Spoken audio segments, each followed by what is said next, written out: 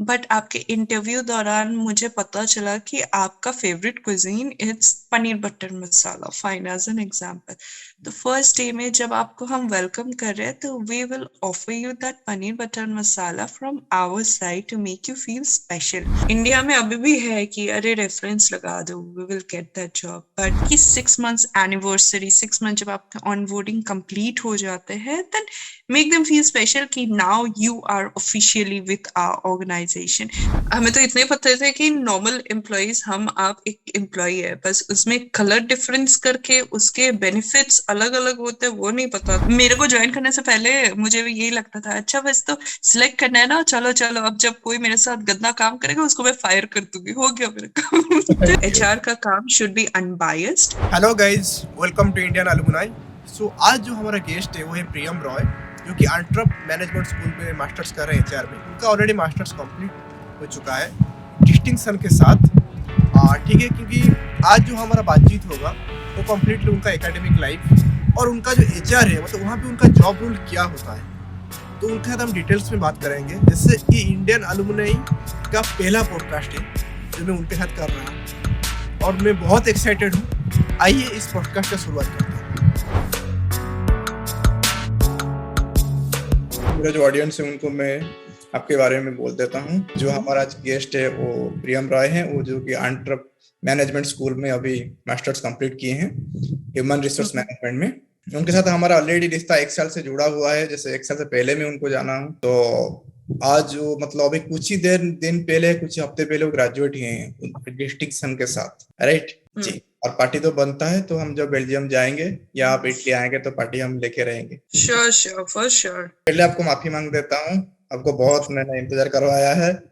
ऐसा कुछ आपको तकलीफ नहीं हुआ ना, मतलब मेरे वजह से, क्योंकि 5 बजे था टाइमिंग था। नहीं, बस मैं आज जिम नहीं जा पाई और कुछ नहीं।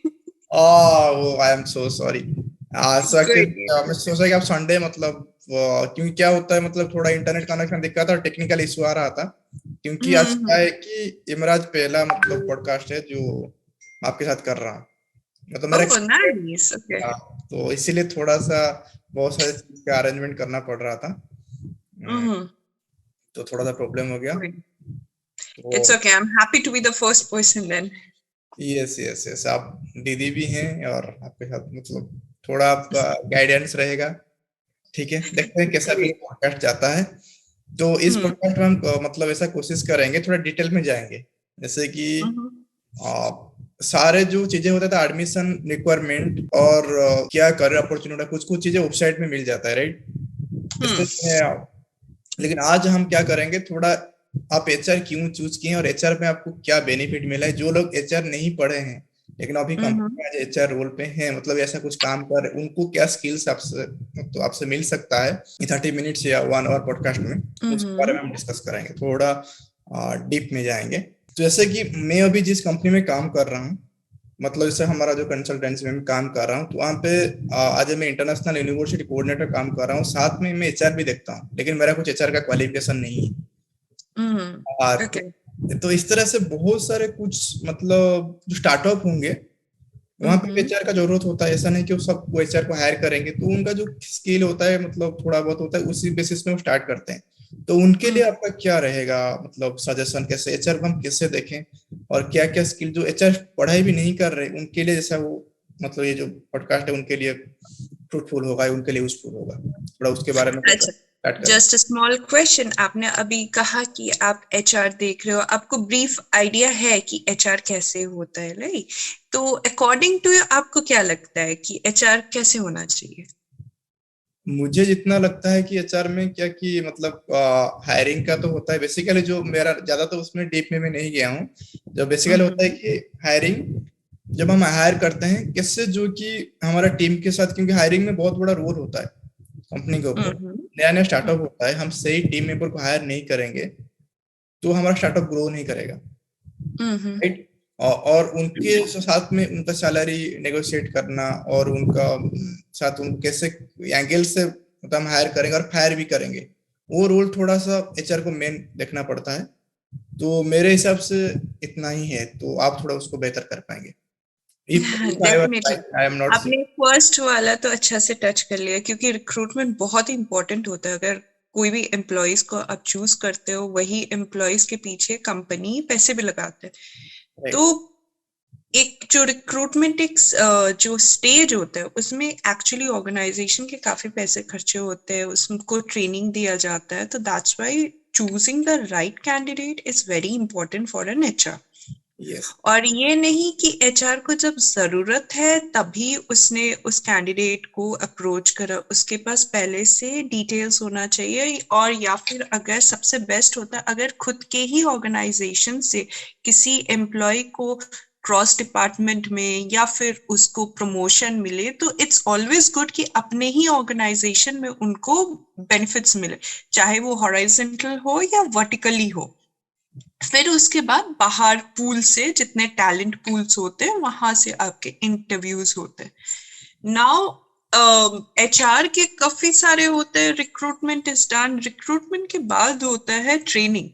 ट्रेनिंग शुड बी लाइक बहुत इंपॉर्टेंट होता है फॉर एन एम्प्लॉय और अ न्यू कमर, बिकॉज जब तक आप उस एम्प्लॉय को ट्रेन नहीं करते हो उसके जॉब स्किल्स के लिए, उसके मैंडेटरी ट्रेनिंग्स होते हैं, सॉफ्ट स्किल्स ट्रेनिंग्स होते हैं, तब तक एन एम्प्लॉय, क्योंकि 6 मंथ्स, जो first 6 months for an employee is like वो नया बच्चे की तरह होता है। आप जैसे उसे ट्रीट करोगे वैसे ही वो सीखेगा। तो हमने इसी पे, हमने ऑनबोर्डिंग पे हमने अपना थीसिस किया था, जिसमें हमने कंप्लीट थीसिस में देखा कि जो फर्स्ट जो 1 वीक होता है उसमें आप एम्प्लॉय को कुछ मत करवाओ।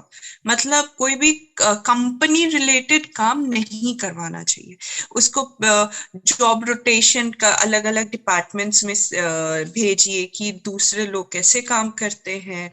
फिर सारे एम्प्लॉय से सोशल गैदरिंग करवाइए। फिर बहुत सारे टेक्निक्स होते हैं, टर्म्स रहते हैं, जो सब आप 1 वीक में उसको समझाइए कि कंपनी कल्चर क्या है। देन द 1 मंथ के जब हो जाता है फिर वो थोड़े थोड़े समझने लगते हैं। और जब वो 3 मंथ्स होता है ना, 3 मंथ्स बाद एक रिव्यूइंग प्रोसेस होता है। रिव्यूइंग प्रोसेस में तब भी वो प्रोबेशन पीरियड में रहता है। अभी बेल्जियम में प्रोबेशन पीरियड हट चुके हैं, बट अदर कंट्रीज में that probation period is still there. तो 3 मंथ्स में एक रिव्यू होता है, चाहे वो उसके मैनेजर हो गया या एचआर हो गया। तो उसके देखेंगे कि वो कितना आगे बढ़ा है, या फिर किसी में वो कुछ प्रॉब्लम्स हो रही है, तो that employee can come and speak to that person after another 3 months. That's like a 6 months the ending of the onboarding. उस एम्प्लॉय को कंप्लीट साइन किया जाता है like an actual employee in other countries, कि now you are the confirm employee, your onboarding is done, and जैसे फिर आगे completely on to the process. इसमें आपके ट्रेनिंग्स हो गए। ट्रेनिंग के बाद दूसरा आया retention of an employee. As an HR आपको ये देखना है कि आप अपने एम्प्लॉय को कितना साल या कितने दिन और कितना अच्छी वे में एम्प्लॉय को रिटेन करते हो। आप रिटेन कैसे करोगे? एम्प्लॉयज को नीड्स को देखकर, एम्प्लॉयज को डेवलपमेंट देकर।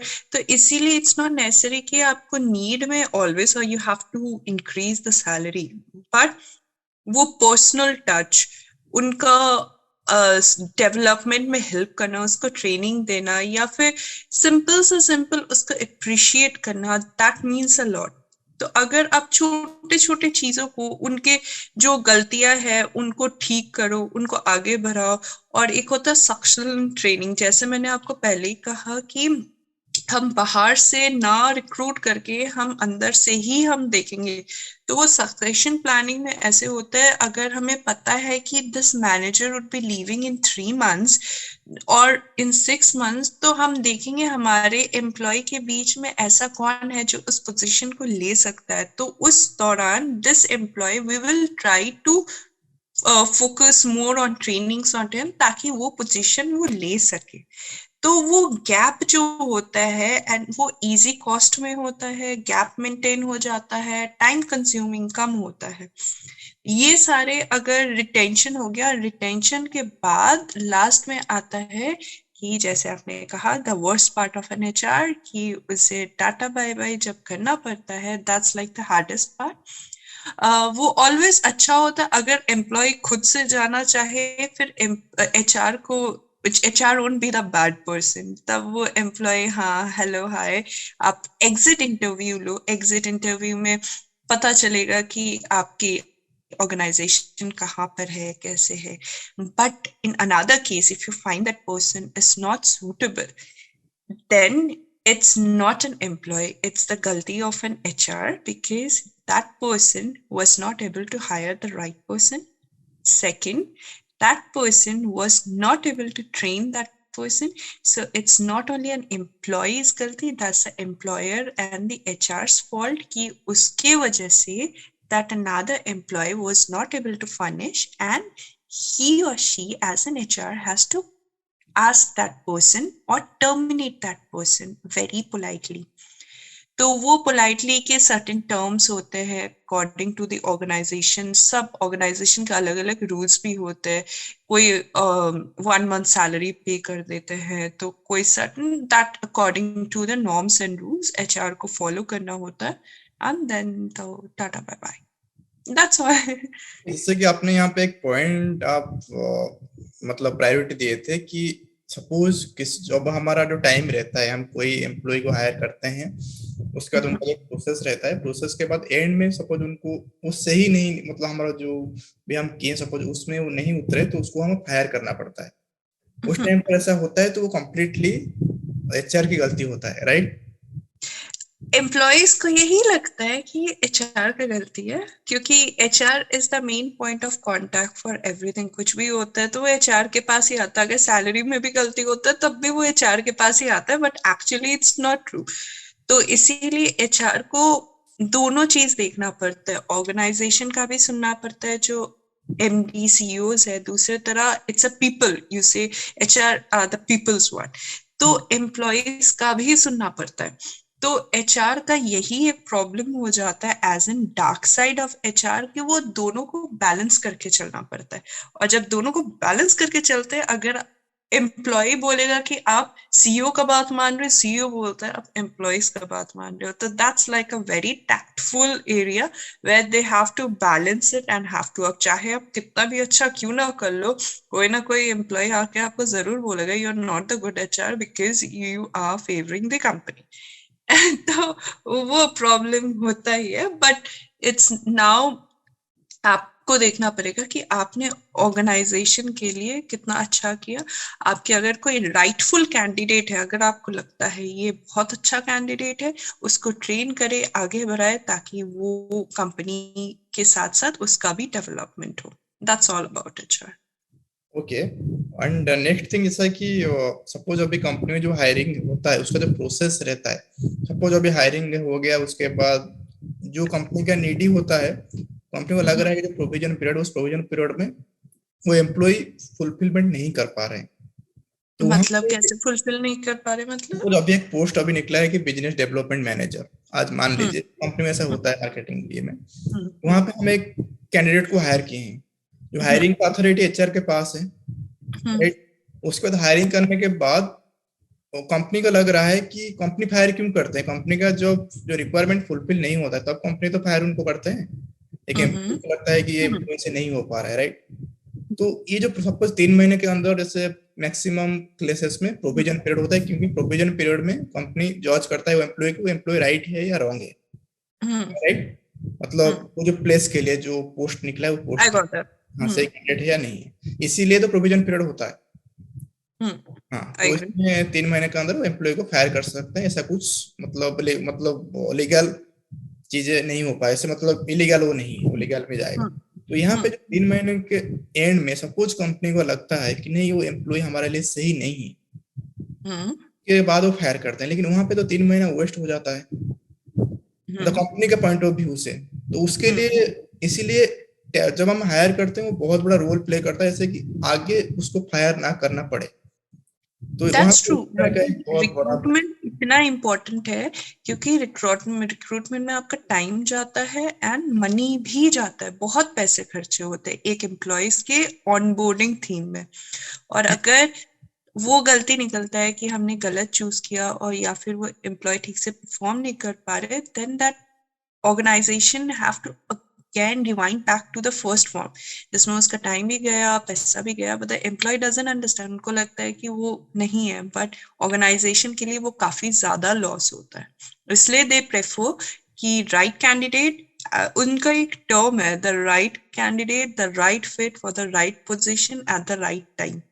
तो ये एचआर का थीम होता है, उसको फुलफिल करना चाहता है, and they need want to retain the employee for a longer duration of time. That's उसको मेंटेन करने के लिए स्पेसिफिक ऐसा कुछ आपका जो स्कूल में, आपके जो hmm. कैंपस में ऐसा कुछ उसके लिए कुछ ब्रेनस्टॉर्मिंग होता है, ऐसा कुछ आपको एजुकेट किया जाता है? क्योंकि मुझे लगता है कि एचआर का इस बहुत बड़ा रोल है, क्योंकि ये चीजें ठीक से सही से हो गया तो आगे वाला जो गाड़ी वो बहुत आराम से चलेगा, जो जर्नी है। ऑनबोर्डिंग से शुरू होता है सबसे पहले।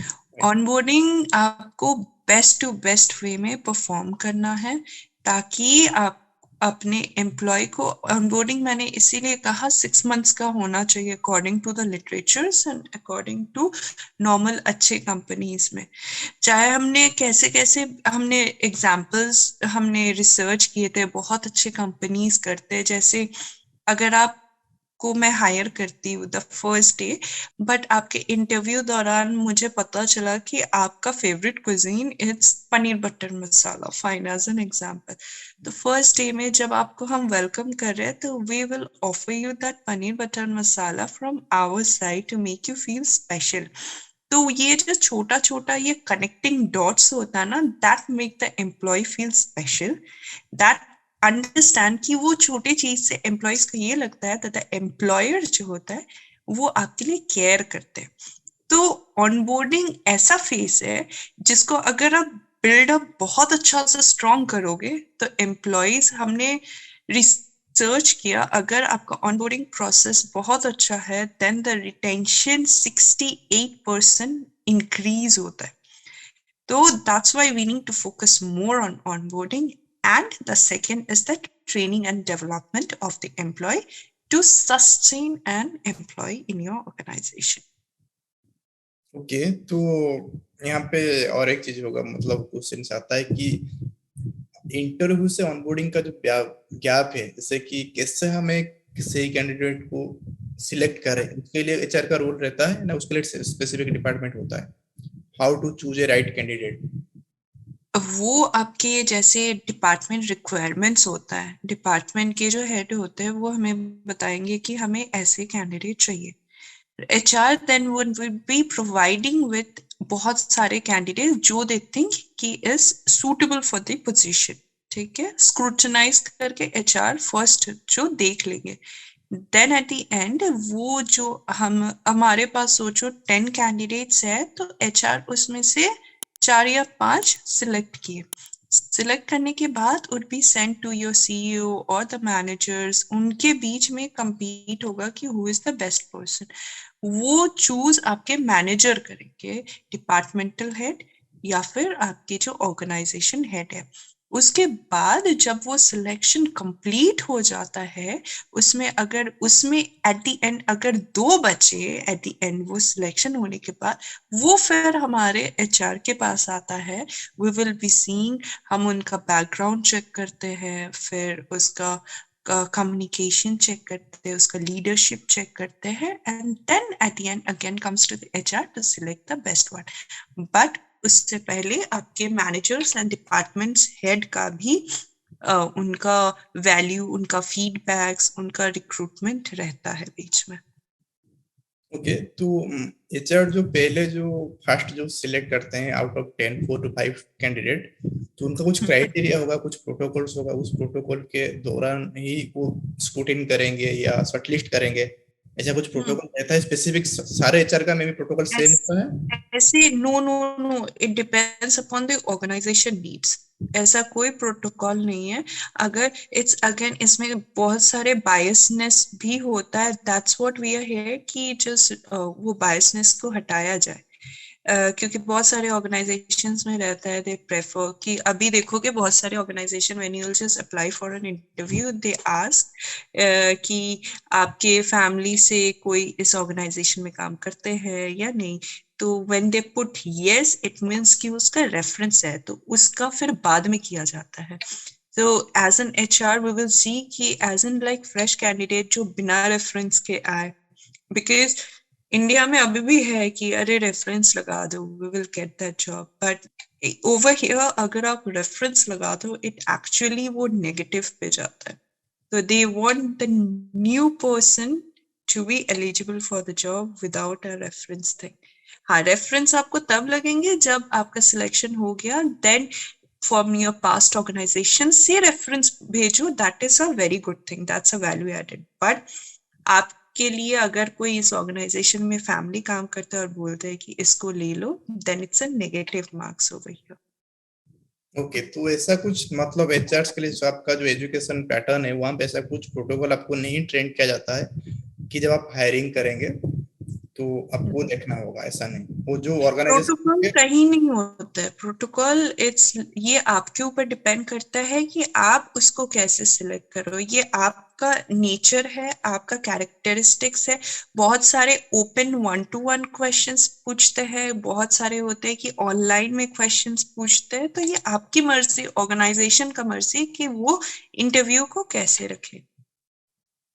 ओके, तो ये जो हो गया रिक्रूटमेंट का जो मेन पार्ट, उसके बाद एचआर का क्या रोल रहता है कंपनी में? जैसे आप मतलब आपके हिसाब से आपका जो एजुकेशन, आपका जो स्कूल में आपको पढ़ाया है आज ह्यूमन रिसोर्स मैनेजमेंट, तो रिक्रूटमेंट छोड़ने के बाद और क्या क्या चीजें आपका सिलेबस में, आपका करिकुलम में इंक्लूड था? ऐसे लगता है कि ना एचआर को वो चीजें भी नॉलेज होना चाहिए. चेंज मैनेजमेंट एक है वो ऑर्गेनाइजेशन डेवलपमेंट में आता है, जो एचआर से थोड़ा सा हटके काम है, but they are teaching us. Change management में ऑर्गेनाइजेशन का बेनिफिट होता है in terms of productivity, in terms of employability. As an change manager if I think वो सिलो मेंटालिटी में है, तो instead of having a single person in an office, I can make the department sit on the same office. या फिर मैं सारे organisation को transparent glasses डाल सकती हूँ ताकि एक दूसरे को लोग देखें और फिर उससे बातें करें. बात करेंगे तो कम्युनिकेशन बढ़ेगा. Is just an example.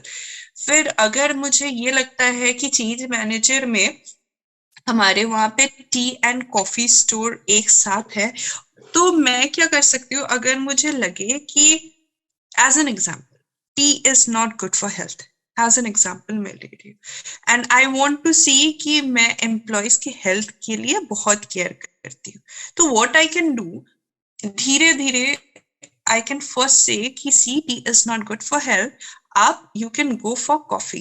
तो टी का जो सेक्शन है उसको मैं माइनस करके ओनली कॉफी पे डाल सकती हूँ, and either I can give them some cookies if you are taking with the coffee. So that shows like a shifting of something to another thing with the process. So that's called the change management. That takes a time, that needs the person as a change organizer to like have a patience, उनको अच्छा से समझाए क्या हो, take it all the feedbacks, step back, see कि process चल रहा है कि नहीं, अगर नहीं चल रहा है तो कहाँ गलती जा रहा है, then again work for it.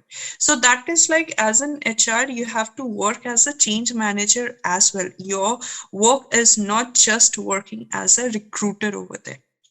आपको ऑर्गेनाइजेशन का भी बेनिफिट देखना पड़ेगा कि आप क्यों हो कंपनी में, आपके लिए ऑर्गेनाइजेशन में क्या फायदा हो रहा है, आपके लिए एम्प्लॉयज. अगर आप देख रहे हो, टेक अ सडन चेक, आप होटल इंडस्ट्री में काम कर रहे हो, सोचो, एंड यू सी कि जो फीडबैक्स आ रहे एम्प्लॉय मतलब कस्टमर से, and it's not getting good. That's the reason कि वो ट्रिप एडवाइजर जैसे होते हैं उनके रैंकिंग बहुत कम हो रहे. There you can come as an acting, as in like a change manager. आप चेक कर सकते हो कि गलती कहाँ जा रहा है. तो जब आपको गलती पता चलेगा कि अरे ये फीडबैक इसलिए अच्छा से नहीं आ रहा बिकॉज किसी कोई वहां पे गेस्ट रिलेशन है ही नहीं जो बातें नहीं करता है जो कस्टमर से कि हमें फीडबैक दो, आपने उसको निकाला, then as an HR you can appoint somebody who is completely related to the culture and the guest ambassador, जो एम्प्लॉयर्स जो गेस्ट को बोले कि ये हमारा साइट है, यहाँ आपको लिंक देना है, अगर आपको कोई प्रॉब्लम हो रहा है please give us the feedback, we can work on to it. So this छोटे छोटे things say it makes a huge difference, and that's like connecting the dots in an organization.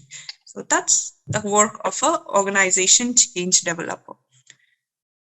Okay. So तो yeah. से आपने जो चीजें आपने जो explain किया उसको मतलब ये मैक्सिमम चीजें मैं यूज करता हूँ मतलब मेरा रोल को जस्टिफाई करने के लिए।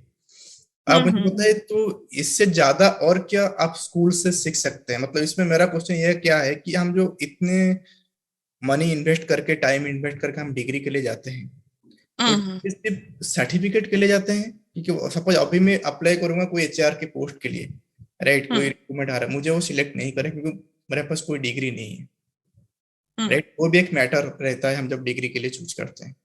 उसके साथ साथ हम हम्म. स्किल्स में क्या मतलब स्टडी अब्रोड का जो और एक बेनिफिट होता है वो स्किल्स ज्यादा हम प्रैक्टिकल चीजें और वर्कशॉप ज्यादा होता है इसीलिए लोग स्टडी हम्म. अब्रोड में ज्यादा जाते हैं। हम्म. तो इसके अलावा और क्या चीजें होता है जो मतलब आप फील किए हैं as a study abroad students? ऐसा कुछ स्पेसिफिक रहता है?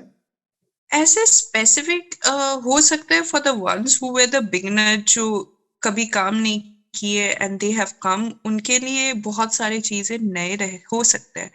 For me because I have work in my past experiences, तो मुझे इसमें से काफी सारी चीजें मुझे पता थी, इन डेप्थ नहीं पता था. जैसे I was into sales and operations, तो मुझे नहीं पता था कि एचआर कैसे काम करते हैं, but I used to know that there is a person in HR जो जिसका थोड़ा जॉब डिस्क्रिप्शन मुझे पता था, बट हाउ इट परफॉर्म्स नहीं पता है. बट नाउ जब आपको एजुकेशन मिलता है तो आपको पता है कि आपका एचआर में जॉब रिस्पॉन्सिबिलिटीज क्या है और कैसे करना है.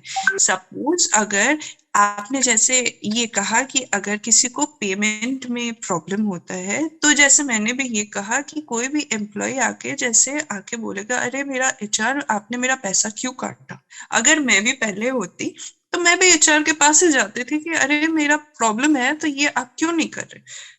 बट वो एचआर का काम नहीं है, वो एफसी का काम, फाइनेंशियल कंट्रोलर या अकाउंटेंट का काम होता है. बट यहाँ एचआर इसलिए आता है because he is the people's person, तो he needs to show him the proper position कि उसका काम क्या है, वो लोगों तक दिखाना कि आपका जॉब डिस्क्रिप्शन क्या है, आप क्या क्या काम करते हो. दैट्स अनदर पार्ट कि आपको एचआर क्यों करना चाहिए, और आप दूसरों को भी समझाओ कि हम एचआर क्यों है ऑर्गेनाइजेशन में. ओके ओके ओके, ये चीज एजुकेशन के थ्रू मिलता है। ऐसे हाँ, कुछ पूरे आपके जॉब डिस्क्रिप्शंस आपको क्लियर होता है. Then again the best thing over here MS में is the finance thing. Finance में जो हमने किया उसमें हमें बैलेंस शीट कैसे चेक किया जाता है कि ऑर्गेनाइजेशन के कैश फ्लो स्टेटमेंट्स कैसे देखते हैं, कंपनी प्रॉफिट में है या लॉस में है, फिर उसमें अगर कंपनी में अगर लॉस है तो उसको आगे कैसे बढ़ाया जा सकता है. It's more like a business developer, उसका भी ट्रेनिंग मिलता है. एंड आपका फिर बूट कैंप सेशन रहता है, एचआर कंसल्टिंग बूट कैंप, जिसमें हमारे कुछ एलुमनस आते हैं या फिर बड़े कंपनी लाइक डिलॉयट से आते हैं, जो दैट इज लाइक जो मैंने आपको एग्जांपल दिया ऑर्गेनाइजेशन डेवलपर का, वो वहाँ ऑर्गेनाइजेशन डेवलपर या फिर चेंज मैनेजर के हिसाब से काम करते हैं. दे कम, they give you a practical case में you have to work and give them your presentation. हमें जैसे एग्जांपल मिला था कि हमें केस मिला था जैपोस में. जैपोस में जैपोस बहुत ही बड़ी कंपनी है जहाँ पे इतने फ्रीडम से काम करते हैं कि लोगों, अगर आप चाहो तो नॉर्मल शॉर्ट्स पहन के और स्लीवलेस टी शर्ट पहन के भी जा सकते हैं. Nobody is there to ask you why you are dressing like that, इतने फ्रीडम है वहां पे. बट नाउ एम्प्लॉयज छोड़ रहे, तो क्यों छोड़ रहे? तो दैट्स द थिंग कि हमें फाइंड आउट करना पड़ेगा why the employees are leaving instead of giving them such a freedom. तो यहाँ हमने निकाला कि वहां जो इतना ज्यादा फ्रीडम मिल रहा है ना, that's the thing कि that's not letting the employees think कि अरे employees फिर अपने मन मर्जी का करने लग गए थे। तो अगर कुछ थोड़ा सा एक normal tint of ideas या फिर headlines या फिर guidelines होता है, that is always necessary for an organization to provide some guidelines and the description ताकि employees उस way में चले। तो I'm not saying कि आप complete details A to Z पूरा एक employees को दे दो, but employees को in control with the terms and conditions follow करना चाहिए and also give them the space to breathe ताकि वो अच्छा से काम कर सके, वो अपना point of view को clear कर सके। तो that should be in mid. So that was a Zappos case जो हमने clear किया था in boot camp. And then जो हमारा मास्टर प्रोजेक्ट था, मास्टर प्रोजेक्ट में I got the company premium sound solution. ये बहुत ही बड़ा कंपनी है, इसके चाइना में, मलेशिया में, जर्मनी में कंपनी है। So I used to go there like every day for 3 months। वहां हमें ये मिला था, मेरा प्रोजेक्ट ये था कि हमारे उनके ऑनबोर्डिंग प्रोसेस ठीक से नहीं चल रहा था। तो दे सेड कि हमारा ऑनबोर्डिंग कोई भी नॉर्मल पेव में नहीं है, कि नॉर्मल स्ट्रक्चर्ड ऑनबोर्डिंग नहीं है। हम चाहते हैं कि ग्लोबली फिट करके हमारा ऑनबोर्डिंग प्रोसेस करवा दो। तो फिर मेरा काम ये था कि सारे जो एग्जिस्टेंस एम्प्लॉयड थे या फिर जो पास्ट चले गए उनसे एम्प्लॉयज से सारे डिटेल्स निकालना कि कंपनी आपको ऑनबोर्डिंग में कैसे करवाया गया, क्या क्या था, इंटरव्यूज हुए, सर्वे हुए। फिर बहुत सारे प्लेटफॉर्म्स है ऑनबोर्डिंग के, उनको बुलाया गया, एक्सटर्नली स्टेक होल्डर्स से डिटेल्स लिया गया। उसके बाद we came up with a report कि एक्चुअली जब आप एज एन ऑर्गेनाइजेशन डेवलपर काम करते हो, you should be having your report but कुछ होता है, अगर आप किसी एम्प्लॉय से इंटरव्यू लेते हो, इट शुड बी कॉन्फिडेंशियल, उनका नाम नहीं होना चाहिए। That are few terms rules जो आपको मेंटेन करना चाहिए, प्रोटोकॉल मेंटेन करना चाहिए। but you provide them all the details showing that see you are lacking over here, वो आपको complete straight forward होना चाहिए। then you come up with an idea stating आप ये करोगे तो that would be impactful for your company। so उसमें हमने लास्ट में हमने एक फ्लो चार्ट मैंने बनाया था। फ्लो चार्ट में फुल स्ट्रक्चर्ड वे में ऑनबोर्डिंग प्रोसेस बनाया था that could be used globally। वो कल्चर अफेक्टेड नहीं है, वो कोई भी कल्चर वाले फॉलो कर सकते हैं, जिसमें आई इंक्लूडेड इवन दैट लंच वाला कि मेक देम फील स्पेशल। फिर एक मैंने और एक इंक्लूड किया था कि 6 months एनिवर्सरी, 6 months जब आपका ऑनबोर्डिंग कंप्लीट हो जाते हैं, then make them feel special कि now you are officially with our organisation. तो वैसे बहुत सारे पॉइंट्स थे। एक कल्चरल एम्बेसडर भी मेरा पॉइंट्स था, जिसमें एक एज एन कल्चर एम्बेसडर वो आपके बॉडी सिस्टम के हिसाब से काम करेंगे। अगर आप कोई भी ऑर्गेनाइजेशन में जाते हो तो देयर इज अ समबडी जो आपको गाइड करे नए नए में कि आपको ऐसे काम करना चाहिए, कोई भी प्रॉब्लम्स हो तो उसका केयर करे। फिर I install the job rotation in the organization as the first week में आप अलग अलग डिपार्टमेंट्स में जाओ, उनके साथ काम करो, ताकि व्हेन इन कम्स बाद में इन फ्यूचर की इस डिपार्टमेंट में अगर किसी की जरूरत है, देन द कंसर्न पर्सन अगर उसको वो डिपार्टमेंट में काम करना पसंद है तो we can shift the vertically horizontal movements भी कर सकते हैं। So those are few things जो पूरे डिटेल्स के साथ भी provided, and that was like the practically we did that.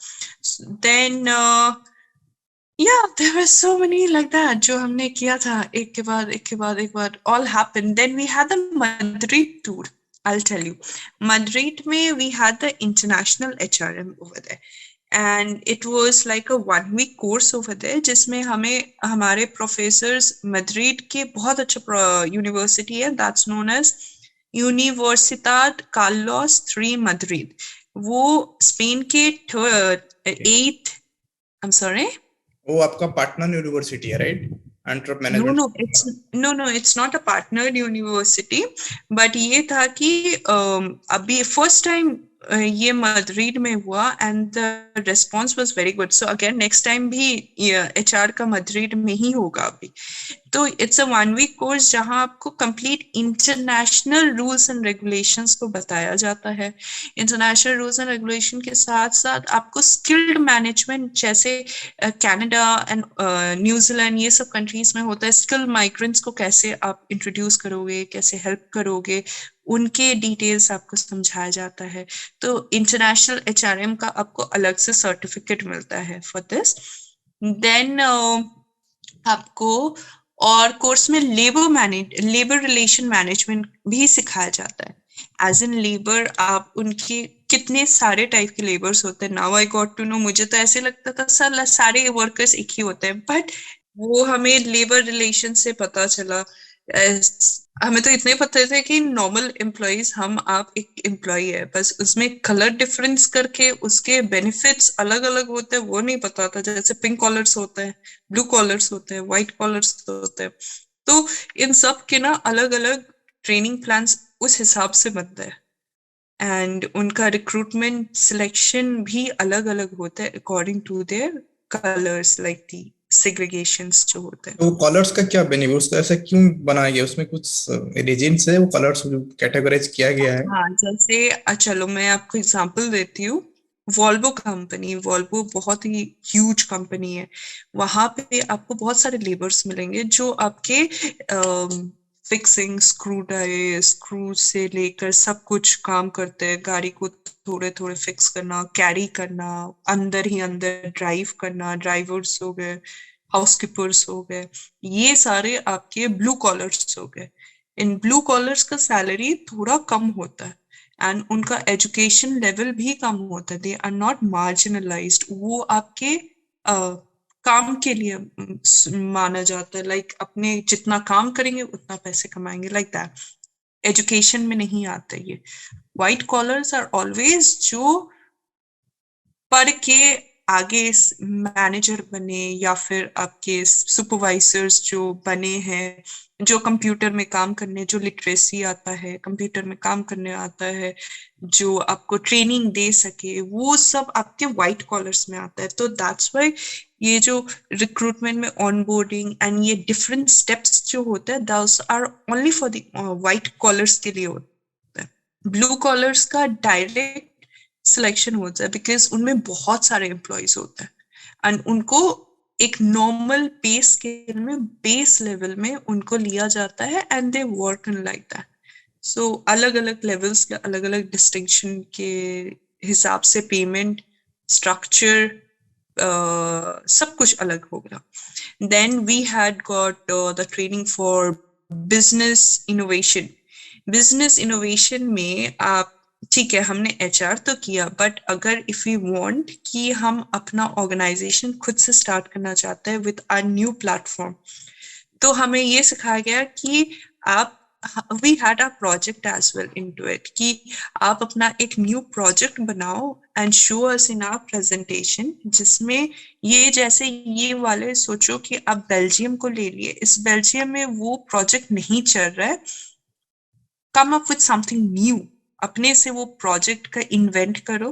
Invent करके आप कौन से सेक्टर को फोकस कर रहे हो, क्यों कर रहे हो, उसमें रिटर्न्स क्या आएगा, उसका प्रेजेंटेशन करके उसका एग्जाम देना पड़ता है। तो that's more like the innovation sort of, जो आपको एचआर में भी ट्रेनिंग मिलता है इस कोर्स में। Then we have got yes, another course is sustainability. ये आपके सारे मैनेजमेंट जितने हैं, that's a mandatory course. Sustainability में because ये carbon footprints and reduce carbon and all में ना बहुत ज्यादा फोकस करते हैं, मोस्टली ईयू कंट्रीज। अभी इंडिया में भी चालू हुआ है, but all the EU countries में ये कंपल्सरी सब्जेक्ट हो चुका है।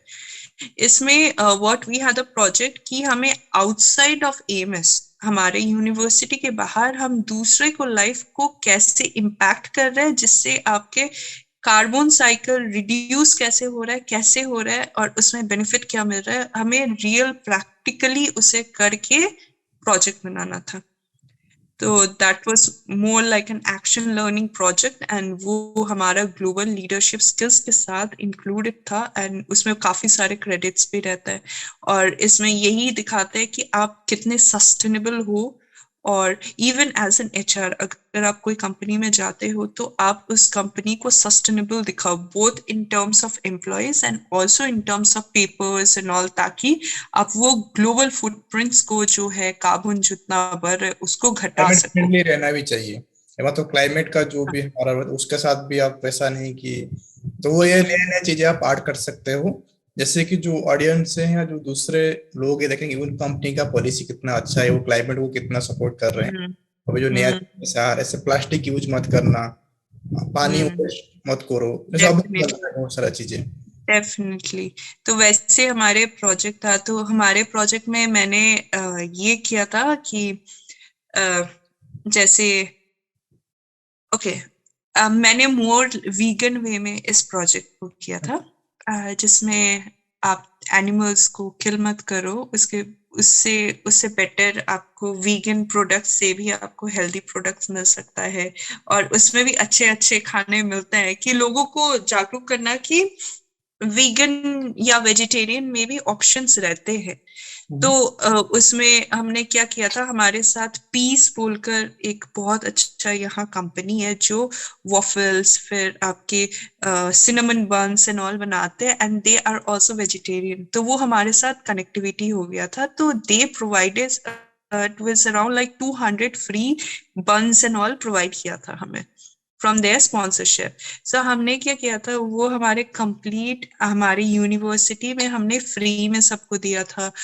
तो उनको पता चला कि that also taste good, and उससे उससे कितने हमारे पास मीटर्स भी था, मीटर से पता चला कि अगर हम इसको इंस्टेड, अगर वही चीज अगर हम एनिमल को किल करके कुछ भी करते तो उसमें कितने, क्योंकि animal killing is not good, वो भी सस्टेनेबिलिटी में ही काउंट होता है। तो वो चीजें हमने काउंट करके दिखाया कि we are saving this number of animals into it. तो हमारा प्रोजेक्ट एक्चुअली बहुत अच्छा हुआ था उसमें, and we got an appreciation for that कि जो हमारे यूनिवर्सिटी के जो डीन है एट द एंड ग्रेजुएशन में ये भी कहा, क्योंकि हमारे प्रोजेक्ट का नाम था कोड ग्रीन, तो उन्होंने कहा कि कोड ग्रीन का बहुत अच्छा प्रोजेक्ट था। हमें भी पता चला कि वेजिटेरियन में भी इतने अच्छे ऑप्शंस मिलते हैं, क्योंकि बहुत जनों को नहीं पता है। बट नाउ अभी चेंजेस हो रहे हैं, वेजिटेरियन में बहुत लोग अभी कन्वर्ट भी हो रहे हैं। वेजिटेरियन और स्पिरिचुअल लाइफ को लोग अडॉप्ट कर रहे हैं, अभी जो नया ट्रेंड चल रहा है। या ट्रू ट्रू दैट्स ट्रू। तो ऐसे छोटे छोटे चीजें ना, यहाँ सस्टेनेबिलिटी को बहुत ज्यादा फोकस करते। एक जनो हमारे वैसे पूरे यूनिवर्सिटी में ये क्या किया था, अपने ग्रुप के साथ में ये अलग अलग, जैसे मैं एचआर हूँ तो मेरे ग्रुप में कोई मेरी टाइम, कोई अकाउंट्स, कोई फाइनेंस करके 5-6 जनों का ग्रुप बनेगा, और हम लोग वो ग्रुप बन के बाहर जाके वो हम लोग प्रोजेक्ट करेंगे। वैसे था ये प्रोजेक्ट आपका प्रोजेक्ट सस्टेनेबिलिटी। कुछ मतलब टॉपिक डिसाइड होता है पहले से ना, आप जो पीयर्स होते हैं हमें निकालना होता है, हमें खुद से इन प्रोजेक्ट्स बनाना होता है। जैसे वो कोर ग्रीन जो आपका प्रोजेक्ट था, वो हाँ मैक्सिमम क्या होता है, जो फूड टेक्नोलॉजिस्ट होते हैं हाँ। या जो मतलब फूड डिपार्टमेंट होते हैं, वो लोग हम्म उसको ज्यादा प्रायोरिटी देते हैं, वो उनका करियर के साथ लिंक हम्म रहता है। हम्म। तो आप एचआर मतलब आप मैनेजमेंट सेक्टर से हो, तो हाँ, आप कैसे एज एन मतलब। एचआर अगर मैं वही चीज, चलो मैं एग्जांपल वही आपको कनेक्ट करवा देती हूँ ऑर्गेनाइजेशन में। ऑर्गेनाइजेशन में जैसे आप किसी को रोक नहीं सकते कि आप ये मत खाओ, ठीक है, बट आप उसके कंट्रोल कर सकते हो कि आप उसे रिड्यूस कर सकते हो, है ना।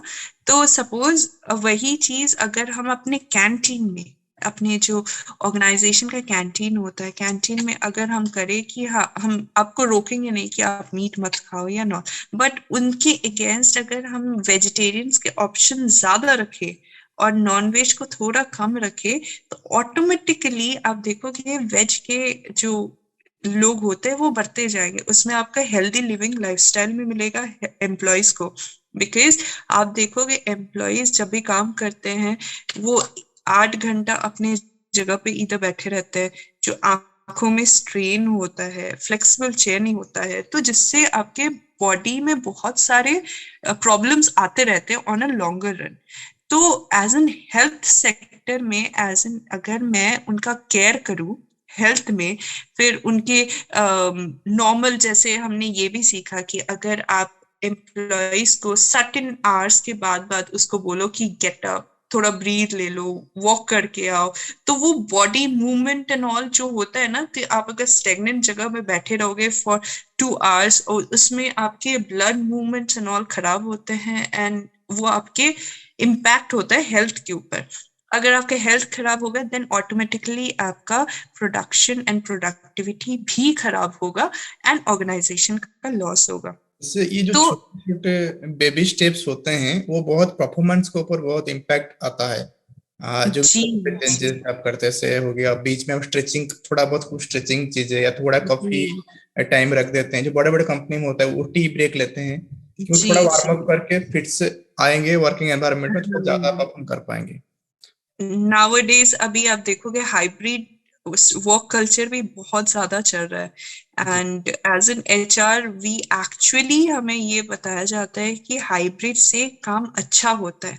हाइब्रिड से इट्स नॉट कि आपको 5 डेज अ वीक आपको कंपनी में आना पड़ेगा। अगर वही काम आप घर पे बैठे कर रहे हो तो आप अपने फैमिली के साथ भी थोड़ा टाइम बिता रहे हो, पर आपके काम भी वहां पे होए जा रहा है, आपका काम तो रुक नहीं रहा ना, काम तो हो रहा है। और नहीं तो ऐसा उसमें नहीं, उसका एक नेगेटिव साइड है कि आप डिस्टर्ब रहते हो, क्योंकि ऑफिस में एक आपको एक एनवायरनमेंट मिलता है जहाँ पे आप काम कर सकते हो फैमिली ये में। तो आपके माइंड आपके ऊपर डिपेंड करता है। हम तो आपको नहीं बोल रहे कि आपको इस दिन आपको घर पे ही रहना है।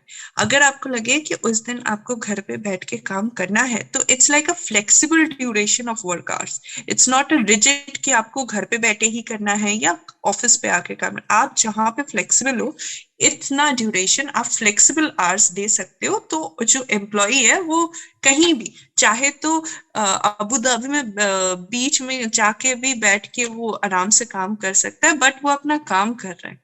So that's more about the flexible thing. तो नाउअडेज अभी एचआर आप देखोगे ईयू में ऐसे हो गए, दे प्रेफर कि लोग अगर हाइब्रिड सिस्टम में से काम करें, क्योंकि हाइब्रिड सिस्टम से ऑर्गेनाइजेशन का भी थोड़ा बेनिफिट होता है। इसमें कॉस्टिंग, मतलब ऑफिस रेंट कॉस्टिंग वगैरह। में बहुत इफेक्ट आता है। तो अच्छा, और एक चीज अच्छा, हाइब्रिड केसेस में, और जो परफॉर्मर होते हैं वो थोड़ा, मतलब क्या बोले कि जैसे कि सपोज आप कोई सेल्स में है, कोई काम कर रहा है या मार्केटिंग सेक्टर में काम कर रहा है वो, और अभी घर में बैठ के काम कर रहा है, वो चाहेंगे तो वो उतना कॉम्पिटेंसी नहीं दिखा पाएंगे। मतलब वो चाहेंगे तो चीट करने के लिए इजीली चीट कर सकते हैं, जैसे कि उनका सुपीरियर को पता भी ना चले। ऑफिस में क्या होता है, मतलब आपको कोई ऑब्जर्व कर रहा होता है, ऐसा एक मन में डर रहता है कैमरा तो है ऐसा में। और लेकिन अब घर में आप बैठे हो सेल्स मार्केटिंग टीम में, सपोज आप हो, आप झूठा रिपोर्ट बना के, क्योंकि ऐसा बहुत सारा कंपनियां होता है। डेफिनेटली कर सकते हो आप, बट आपका अगर सर्टेन गोल मिल जाता है कि आपको इतना आपको करना है। चलो सेल्स का एग्जांपल देती हूँ आपको। सोचो आपको नॉर्मल पेन ही बेचना है, ठीक है। आपको एंड ऑफ द मंथ अगर आपको 1000 पेन्स बिकते हैं, चाहे आप एक हफ्ता सो के बेचो या घर घर में जाके बेचो, वी डोंट केयर, बट आपका गोल जब तक अटेन होता है तो हमें क्या लेना देना, वो चाहे जैसे भी काम कर रहे। सो गोल सेट करना आपके मैनेजर्स के ऊपर डिपेंड करता है, और वो मैनेजर्स को ट्रेन करना एचआर का काम होता है कि आप अपने एम्प्लॉयज को कैसे काम करवाओगे, क्योंकि शॉर्ट टर्म गोल्स रहता है। शॉर्ट टर्म गोल्स के हिसाब से अगर ये हाइब्रिड हो, नॉट ओनली हाइब्रिड, आपके अगर नॉर्मल काम भी हो, तो वो आपके शॉर्ट टर्म गोल्स दिया जाएगा कि आपको इस दिन में ये अचीव करना है। तो वो देखा जाता है कि आप कितना प्रोडक्टिव हो, कितने काम हो, उस हिसाब से आपके 1 ईयर के बाद आपको बोनस सिस्टम एंड ऑल में आपके यहाँ प्लस पे पॉइंट्स बोनस पॉइंट्स किया मिलते जाता हैं। है कि right candidate, suppose right candidate होते हैं तो वो मतलब वर्क फ्रॉम होम को भी ईमानदारी से करते हैं और वेरी ऑनेस्ट तरीके से करते हैं। और कुछ हम्म लोग होते हैं जो सिर्फ काम करने के लिए आते हैं, सिर्फ पैसे के लिए, मतलब उनको काम से कोई लेना देना नहीं होता, जैसे कि हम्म पीछे से कोई मतलब मार रहा है आप जाओ, मतलब उनका काम से हम्म। लगाव, मतलब उनका प्यार नहीं वही होता है। चीज है, हाँ। वही हाइब्रिड में यही बेनिफिट मिलता है कि आप अपने मन से काम करोगे। ये नहीं कि हम आपको फोर्स कर रहे, चाहे आप कंपनी में भी क्यों बैठे हो, बट आपके दिमाग कहीं और है तो आप काम नहीं कर पाओगे। डिसएडवांटेज हाइब्रिड का, सॉरी। कुछ डिसएडवांटेजेस है।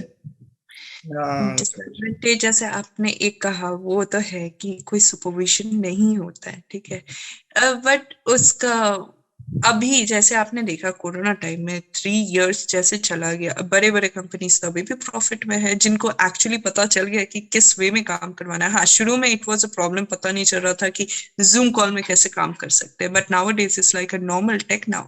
तो अभी लोग अडेप्ट कर चुके हैं इसको। Okay okay.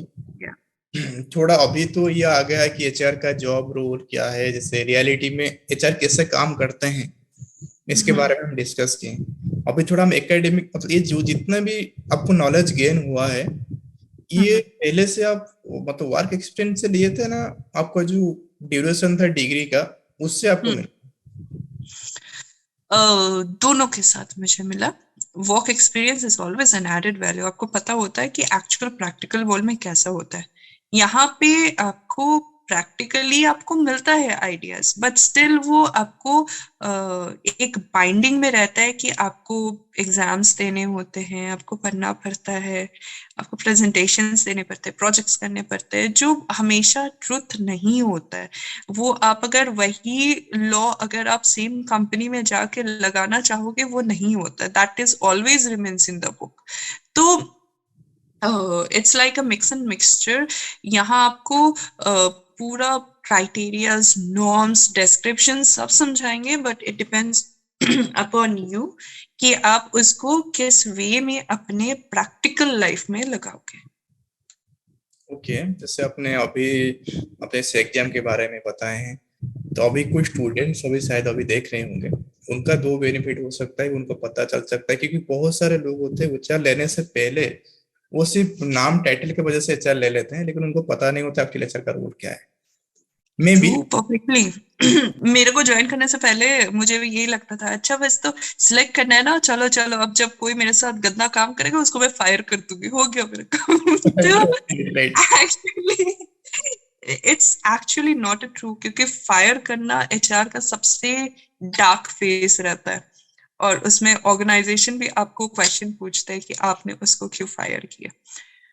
तो it's not an easy job and it's very hard actually. इसीलिए एचआर को ग्रे फेज मानते हैं। ग्रे फेज इसलिए माना जाता है क्योंकि जो बाहर से दिखता है वो एक्चुअली होता नहीं है एचआर का। अंदर में बहुत काम होता है जो एक्चुअली जब आप एचआर में काम करोगे तब पता चलता है। जैसे आप डिफरेंट, आप अगर बिजनेस डेवलपर बनते हो या फिर आपको कोडर बनते हो, तो हमें पता है कोडिंग का काम क्या मतलब, पता नहीं स्टेप्स क्या होता है, बट इतना पता है कि ये पर्सन ये डेवलप कर रहा है, इसका ये काम है। बट जैसे हम, मुझे एज एन एचआर, मुझे दूर से यही लगता था कि एचआर का तो कुछ काम है ही नहीं, ऐसा कुछ होता ही नहीं है, वो तो बस ऐसे ही आराम से बैठे रहते हैं, ज्ञान देते रहते हैं, और कुछ होता नहीं है। But it's that's why HR it's a critical job factor, and it's always good कि एचआर को अपने डिपार्टमेंट के साथ साथ दूसरे डिपार्टमेंट्स का भी आइडियाज हो, या फिर अगर आप कोई भी ऑर्गेनाइजेशन में कर रहे हो, अगर आप कोई भी मैन्युफैक्चरिंग कंपनी में ज्वाइन करते हो, शायद आप जैसे पीएसएस में मैंने काम किया, तो उसमें इट्स ऑलवेज गुड कि आप पहले ऑर्गेनाइजेशन का देखो कि वो कैसे चल रहा है ऑर्गेनाइजेशन। अगर साउंड सिस्टम में है तो have some ideas about sound system, ताकि आप जिसको हायर करो तो वो उसको आप अपना नॉलेज डिस्ट्रीब्यूट कर सको। ये नहीं कि आप एचआर में हो तो आप एचआर का ही काम करोगे। Have the idea of the company knowledge, वो बहुत इंपॉर्टेंट है। जैसे कि एचआर में तो ऑर्गेनाइजेशन में एचआर पोस्ट का बहुत वैल्यू रहता है, क्योंकि एचआर में थोड़ा गलती, मतलब एचआर खुद ही गलती हो जाए तो बहुत बड़ा इम्पैक्ट, मतलब गलत ट्रू। इंसान एचआर बन जाए तो हम्म। वो ऑर्गेनाइजेशन में बहुत बड़ा इम्पैक्ट ला सकता है, जो कि ट्रू। बहुत कुछ हिल जाएगा, पता ही नहीं चलेगा, स्लो भोजन की तरह हिल जाएगा। लेकिन एचआर अच्छा इंसान के साथ, मतलब जो राइट कैंडिडेट है वो एचआर बने, तो वहां पे क्या हम्म। बहुत सारे जो स्मूथली ऐसे सॉल्व हो जाते हैं, दूसरे लोगों को पता ही नहीं चलता है। वही चीज है, ये छोटे छोटे वही कनेक्टिंग द डॉट्स जो है ना, बहुत इंपॉर्टेंट होता है।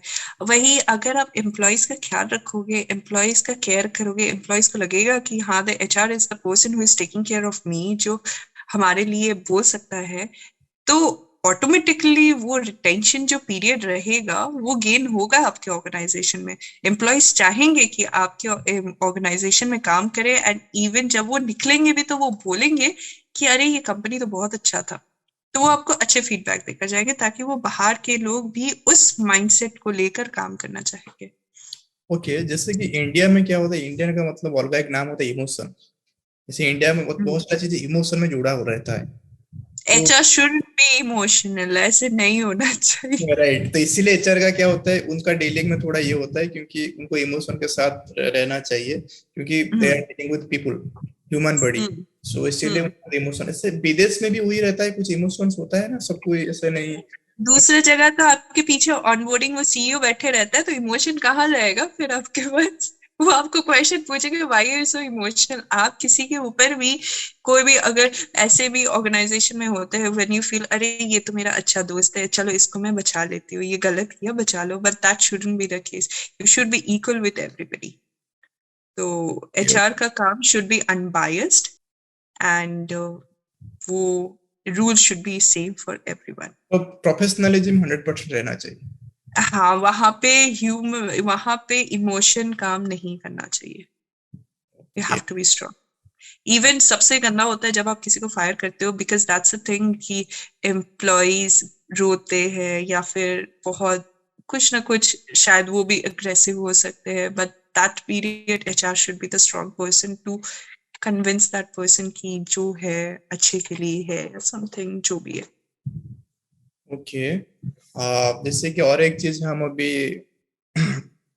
एकेडमिक का जो आपका स्टेप रहता है सेमेस्टर वाइज, हम्म। अंडर मैनेजमेंट स्कूल का खासियत क्या है? जो स्टूडेंट पढ़ने के लिए जाते हैं उनके बारे में आप क्या बोलेंगे, 2 to 3 लाइंस के अंदर आप अंडर मैनेजमेंट स्कूल के बारे में क्या बोले, ऐसे पर्टिकुलरली आप वहाँ पे आज आलूम नहीं हैं, तो आपका सेटिस्फैक्टरी मतलब कितना आउट ऑफ 5 आप क्या? I'll go for 6, then अगर 5 देते हो तो I'll go an extra point as a 6, because वहाँ के जो प्रोफेसर्स होते हैं बहुत ही प्यारे प्रोफेसर्स हैं, बहुत अच्छे हैं, एंड इंटेलेक्चुअल प्रोफेसर्स हैं जिनके काफी सारे जर्नल्स निकले हुए हैं। Those are like high level, like London School of Economics and all से सारे पास आउट्स, वैसे प्रोफेसर्स हैं वहाँ पे। तो they come up with their own ideas and all, and they are not like India में। आप देखोगे प्रोफेसर्स के ये होते हैं कि वो अपने ठाट बाट में रहते हैं, एंड आपको बहुत ही रेस्पेक्ट से बात करना पड़ता है, डर से बात करना पड़ेगा कि अरे सर अगर आप गलत ना सोचो तो क्या मैं ऐसे बोल सकती हूँ, ऐसे बहुत सारे माइंड में चलता है कि अरे मैं कैसे इसको अप्रोच करूँ, ये तो हमारे प्रोफेसर है। ओवर हियर कंप्लीट फ्रेंडली है, बहुत फ्रेंडली है, ऐसे जैसे हम लोग बात कर रहे हैं ना, we are like the professor type में भी हमारी बातें ऐसे ही होती है। It's so friendly, so casual, and the best thing कि यहाँ पे कोई किसी को ना मैडम या सर नहीं बोलते। तो अगर आपका प्रोफेसर पेगी है तो वी कॉल, चाहे वो कितने भी एज की क्यों ना हो, तो we call a peggy, just tell me this is the thing, can you just help me out with this. तो वो डायरेक्ट कम्युनिकेशन यहाँ पे बहुत अच्छा है, एंड जल्दी काम होता है। They don't procrastinate the work. अगर आप कुछ उन्हें बोलते हो कि ये मुझे समझ में नहीं आ रहा है, they will find out the time, वो आपको लिटरेचर्स डायरेक्टली आपको ईमेल कर देंगे या फिर समझा देंगे, and will ask you to go through it. तो it's like the direct communication, unbiased thing है यहाँ पे, they treat everybody the same.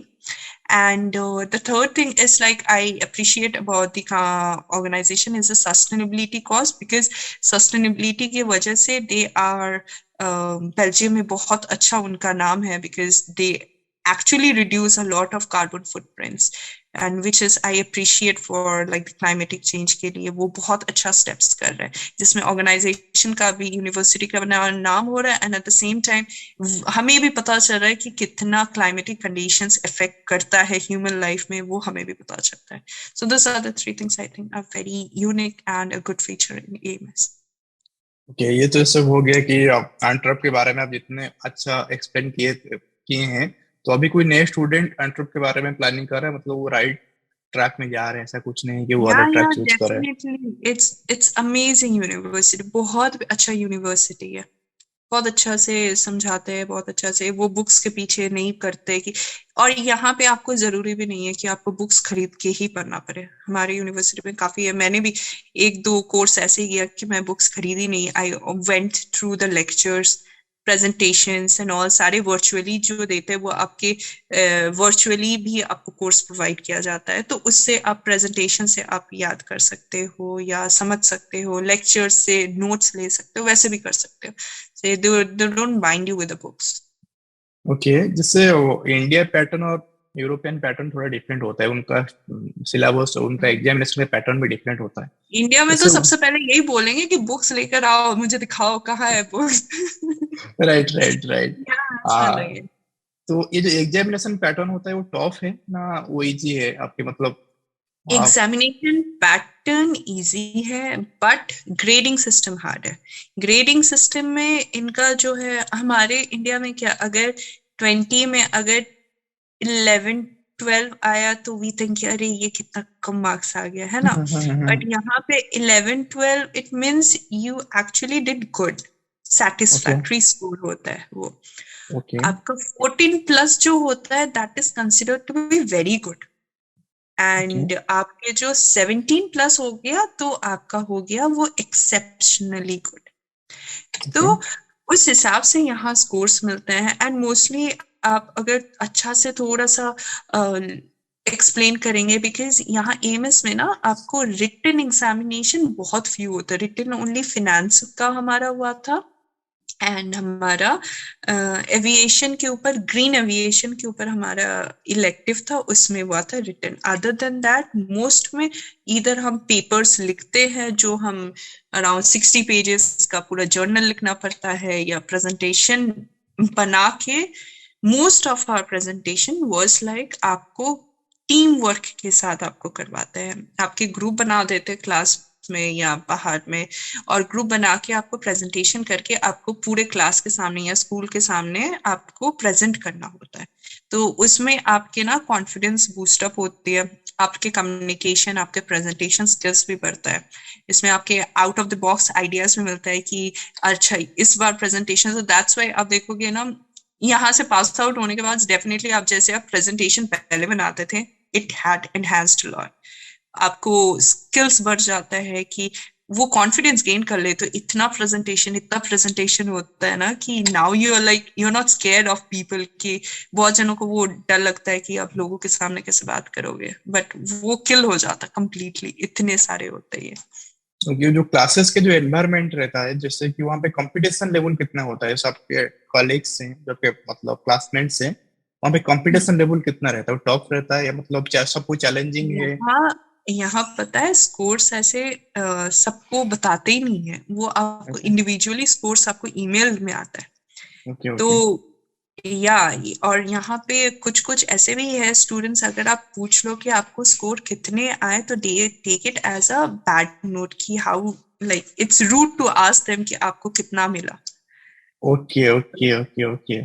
तो दैट्स व्हाई इट्स लाइक, हाँ अगर आपके अच्छे दोस्त है एंड दैट पर्सन शेयर्स अरे मुझे ये मिले, देन इट्स ओके, आप बोल सकते हो कि हाँ मुझे ऐसे मिले। बट इट्स नॉट एडवाइजेबल यहाँ पे कि आप जाके किसी को पूछ लो how much did you get, unless and until you know that person very well. वहाँ पे ऐसा कुछ सबका निकलता है कि टॉपर ये है, ऐसा कुछ पब्लिश करते हैं कि ये क्लास का टॉपर है? ऐसा कुछ भी नहीं है वहाँ पे? उनको गोल्ड मेडल मिलेगा, वो अच्छा एक परफॉर्म किए, ऐसा कुछ होता है? जस्ट हमारे ग्रेजुएशन में जब हमें डिप्लोमा सर्टिफिकेट्स मिल रहे थे, दे जस्ट डिवाइडेड कि सेटिस्फैक्ट्री पास कितने हुए, सेटिस्फैक्ट्री कितने हुए और डिस्टिंक्शन कितने हुए, बस। बट परसेंटेज नहीं बताते, स्कोर्स नहीं बताते, बस ये डिफरेंशिएट इन द ग्रेड्स के ऊपर आपको सर्टिफिकेट देते हैं और कुछ वो नहीं। जो सर्टिफिकेट वो मेंशन भी रहता है, आपको डिस्टिंक्शन मिला है या सर्टिफिकेट, ऐसा कुछ मेंशन रहता सर्टिफिकेट में नहीं रहता है, वो आपके ट्रांसक्रिप्ट में मेंशन रहेगा। है? तो इसका कुछ मतलब कुछ बेनिफिट होता है जब आप आज एम्प्लॉयर के पास जाते हैं, हाँ, वो आपको डिस्टिंक्शन मिला, सेटिस्फैक्टरी मिला, उसका कुछ रहता है, कुछ ये एडवांटेजेस? अगर आप फर्दर स्टडीज के लिए सोच रहे हो ना, तब बहुत अच्छा काम आएगा। या फिर अगर आप कोई लीडरशिप प्रोग्राम, बहुत सारे अभी कंपनीज भी हो गए जो आपको लीडरशिप प्रोग्राम अपने कॉस्ट में करवाते हैं। उनके कुछ 1 साल 2 साल का कोर्स होता है, they look for your distinction and all, वो चेक करते हैं कि आपको कितना स्कोर आया, क्योंकि उस हिसाब से they would train you know, क्योंकि वो leadership is based upon your academic course as well. Okay okay okay और ओके अगर आप पीएचडी करना चाहते हो या फिर दूसरा मास्टर्स भी करना चाहोगे, दे लुक फॉर योर, क्योंकि उनके मिनिमम क्राइटेरिया डिस्टिंक्शन रहता ही है। कि आपको होना पड़ेगा, then only you can apply for that.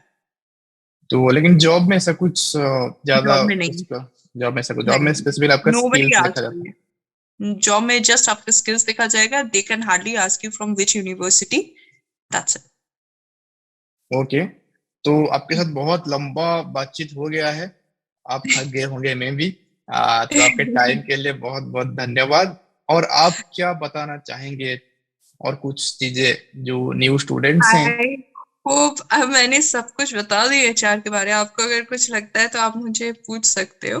Ji and अभी तो अगर कुछ ऐसा भी नहीं। लगे कि हाँ। ऐसे कोई स्टूडेंट जो एचआर के बारे में जानना चाहेंगे, which approaches, you can ask them और you can share my details, I can just help them out as well. Okay, इसमें मुझे जो बेनिफिट मिला है कि मैं एचआर पढ़ाई नहीं करते हुए मैं बहुत सारे एचआर स्किल आपसे सीख गया हूँ।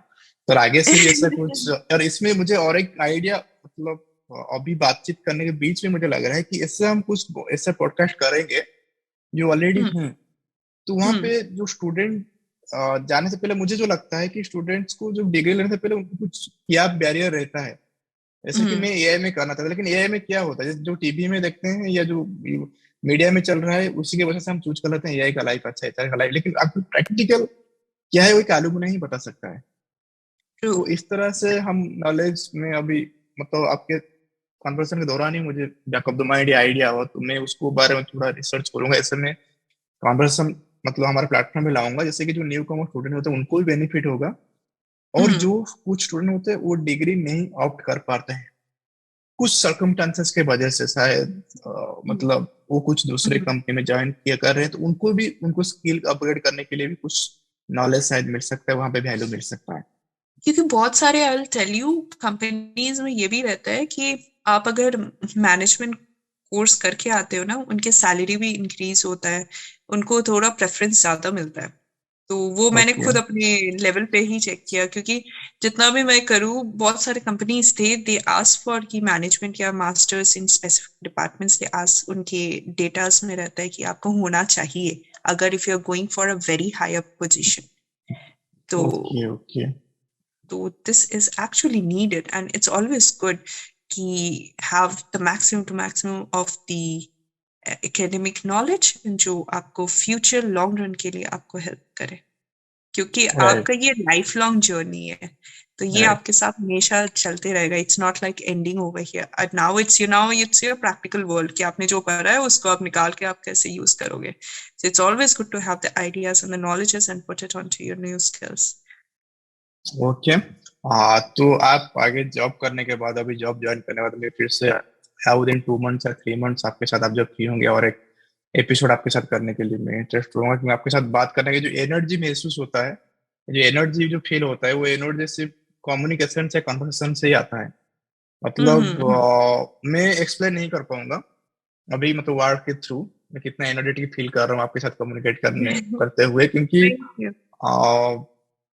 I can't say I can't share this kind of feelings. वो थोड़ा कुछ होता है ना, वो वर्ड्स नहीं मिलता है, लेकिन मैं बहुत, हम्म। जैसे कि आपके भाई प्रतीक से जब मैं बात करता हूँ, उनका हम्म। गुड मॉर्निंग में एक पिच, अलग पिच होता है, जैसे कि मतलब एक पावर फील होता है, इट मैटर्स।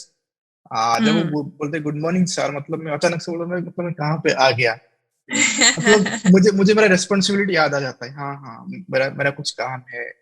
मतलब मुझे, क्योंकि Yeah. ऐसे ऐसे कुछ स्टूडेंट होते हैं उनके साथ हम इमोशनल इतने कनेक्ट हो जाते हैं, जिनके वजह से हम्म। हम काम अच्छा करने लगते हैं। ऐसा भी True. एचआर के साथ भी होता है। इससे आपका कुछ True. एम्प्लॉय मिल जाए जिनके देख के आप भी इंस्पायर हो, आप भी हम्म। आपके काम के परफॉर्मेंस के ऊपर, क्योंकि अभी जो वर्ल्ड का जो फिनोमिनन है, एक दूसरे को इंस्पायर कर रहे हैं, एक दूसरे को पुलिंग नहीं कर रहे हैं, उनका लेग को हम्म। पुल नहीं कर रहे हैं, हम्म। कोलाबोरेशन चल रहा है, कंपटीशन नहीं चल रहा है। अभी जी जी। कुछ नया ट्रेंड, अभी मतलब जैसे कि इंडिया अभी सुपर पावर बनने वाला है, जो सब कोई बोल रहे हैं, तो वहां पे हम्म। कोलाबोरेशन मैटर करता है। आप ट्रू। किसी को बोलेंगे कि नहीं मैं उसके कंधा में पैर रख के आगे चलूंगा, वो नहीं हो सकता नहीं है। चलेगा, आपको साथ में लेके चलना पड़ेगा सबको। जरूर जरूर। तो जी। आपके साथ बात करके बहुत अच्छा लगा। तो फिर से सेम मैं, आप मुझे थोड़ा माफी कर दीजिएगा, मैं आपका हियर। टाइम वेस्ट करवाने के लिए I am very very sorry. तो ऐसा नहीं आई करना थिंक चाहिए। जितना थोड़ा सा ideas I share might be like थोड़ा सा हेल्प होगा फॉर द फ्यूचर जो एचआर में जाना चाहता है, तो that could be helpful for them. Because completely course के बारे तो पता नहीं होता चाहे जब तक आप करो नहीं, तो it's always good to have an alumnus view ताकि वो या कंप्लीट डेप्थ में आपको समझा सके। Right right right right. इससे आपको सपोज मिला होता जब आप प्लान किए थे एंटर मैनेजमेंट स्कूल के आई बारे में। वुड लव दैट, तो मैं खुद को उस हिसाब से प्रिपेयर कर पाती। इट्स यहाँ पे तो ये बताते भी नहीं है कि कितने सारे एग्जाम्स एंड प्रेजेंटेशंस देने पड़ते हैं, वो पहले आपको कुछ नहीं बताएंगे, क्योंकि अगर आपको ओके बता देंगे ना आपको डर लग जाएगा कि इतने सारे मैं कैसे करूंगी। बट इट्स ऑलवेज कि वो ना बस एक के बाद एक के बाद एक के बाद आप प्लान कर देते हैं पूरा कि आपके पूरे जितने टेन्योर है ना पूरे अच्छा से चल जाए एंड सिस्टमेटिकली हो जाए। Okay okay okay okay. उस वो कुछ आपको लगता है उसको शेयर करने से जब स्टूडेंट ऐसा कुछ इम्पोर्टेंट नहीं है कि जो अपकमिंग स्टूडेंट्स हैं उनको अगर जानकारी दे दें। मुझे अगर मुझे पहले पता होता ना कि रोस्टर में इतने सारे एग्जाम्स एंड इतने सारे प्रेजेंटेशंस हैं, मैं तो पहले डर जाती, अरे मैं ऐसे कैसे करूँ। तो it's always good to keep it as a secret कि ओके ओके हाँ वो उस हिसाब से करेंगे, क्योंकि एक माइंडसेट बन ही जाता है, it's a mentality thing. But ये आइडियाज जो मैंने आपसे शेयर करा कि क्या क्या कोर्स सिखाते हैं, it's always good to know. तो आपको पता चलेगा कि आपको बेनिफिट क्या क्या मिलेगा। तो आप after completing this HR course you can either go for as an human resource, you can either go as a labour relations बन सकते हो, या फिर आप ऑर्गेनाइजेशन डेवलपर बन सकते हो। सो देर आर डिफरेंट फील्ड, या फिर आप कंसल्टेंसी में ज्वाइन कर सकते हो। तो यहाँ आपके 4 सेक्टर्स खुल जा रहे हैं आपके लिए। Okay okay okay okay. Hope और ऑडियंस को अच्छा लग रहा होगा। और ऑडियंस को कुछ ज्यादा जानकारी चाहिए तो कमेंट बॉक्स में जरूर मेंशन करेंगे। और कोई पर्सनल मेरे से टच में आते हैं तो मैं उनके मतलब कुछ पर्सनल बात की बात करना चाहेंगे तो मैं उनके साथ आपके कॉन्टेक्ट नंबर शेयर कर सकते हो। आपके पास टाइम होगा तो आप उनको गाइड कर सकते हैं। I will definitely. Inform you और या ऐसा कुछ फिर होता आप उनको मेरा लिंक्डइन का अकाउंट दे देना, आई विल जी। शेयर दैट टू यू, तो they can just ping me and I can guide them out for sure. I be happy okay to help. Okay ma'am जी। Thank you. Thank you very thank very you much. Ramesh ji and have a very good evening. Take care. Same to you ma'am. ठीक है ma'am चलिए, फिर अगले episode के लिए देखते हैं क्या होता है। लेट्स जरूर सी। जरूर फिर मिलते हैं। Bye okay bye. Ma'am bye bye. जैसे कि आपको इस कन्वर्सेशन में आपको बहुत सारी चीजें नॉलेज मिला होगा तो होप आपको जो भी पॉडकास्ट आपको अच्छा लगा होगा। तो आप इस तरह से और पॉडकास्ट आपको चाहिए आपकी जानकारी के लिए तो आप मुझे कमेंट बॉक्स में बता सकते हैं आपको क्या क्या और चाहिए तो उसी हिसाब से मैं प्लान करूंगा मेरा स्केड्यूल। तो वही थैंक यू।